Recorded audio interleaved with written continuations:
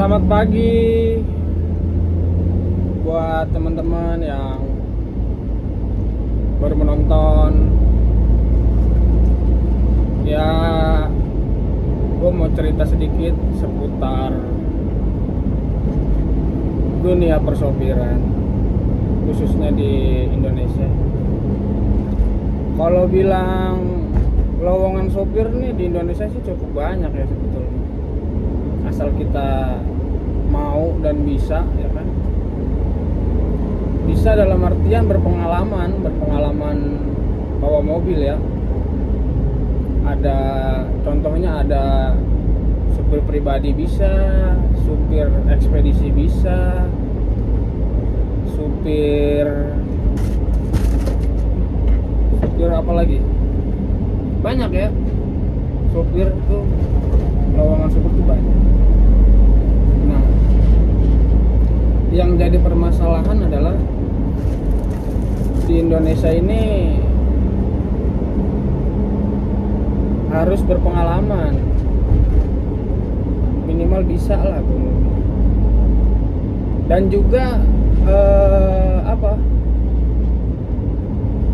mengetahui rute, mengetahui, kayak kalau saya nih di Jakarta ya kan, tahu gitu Jakarta, yang nggak perlu tahu banget, paling nggak tahu lah, jadi nggak terlalu buta-buta banget. Terus juga rata-rata sih kalau yang berpengalaman soal rute itu untuk sopir pribadi itu ya, kita sama-sama tahu bahwa orang ya di belakang, bahwa bos kita, entah itu dari perseorangan atau dari company, dari perusahaan, bisa jadi bawa direksi, bawa ya macam-macam. Ada juga supir yang khusus bawa dokumen, ada. Jadi kan mereka itu konteksnya kerjanya itu dari gedung A ke gedung yang lain gitu. Jadi seenggaknya kita tahu. Begitu. Ya kalau saya pribadi, kalau ada yang nanya bawa apa bang, kalau saya supir ekspedisi ya. Jadi kebetulan saya bekerja di salah satu perusahaan distributor farmasi itu. Ya ini kita lagi dalam perjalanan. Jadi kadang-kadang ya bawa mobil box ya. Kebetulan mobil batangan saya itu Isuzu Traga yang box gede itu. Kebetulan mobil yang Traga itu lagi dipakai teman saya. Kebetulan teman saya tuh muatannya banyak dan muatan saya nggak terlalu banyak, jadi di switch lah, ditukar dulu gitu. Saya udah bekerja di perusahaan ini selama 5 tahun kurang lebih, dari 2020 awal.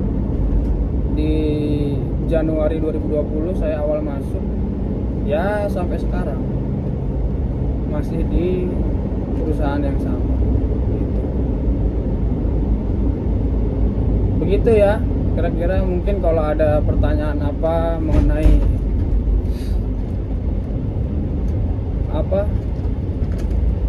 supir ya khususnya, ya kita tanya jawab lah, bisa. Kalau lagi nggak sibuk, kadang-kadang suka chaos juga sama kiriman, karena kiriman saya kadang-kadang kalau lagi banyak banget, kalau lagi sedikit ya bisa dikondisikan seperti itu. Karena